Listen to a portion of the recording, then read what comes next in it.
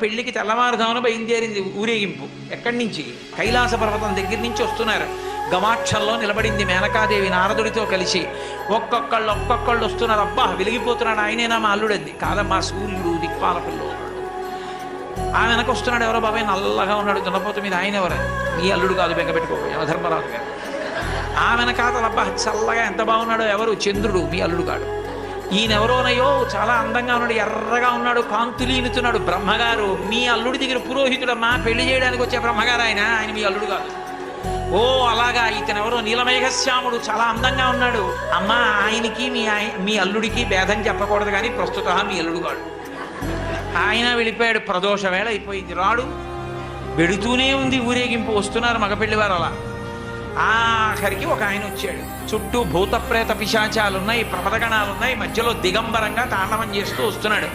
అడగలేదు మేనకాదేవి ఆయన అల్లుడా అని. నారదుడే చెప్పాడు, ఆయనే మీ అల్లుడమ్మా అని మెట్లు దిగి వెళ్ళిపోయాడు.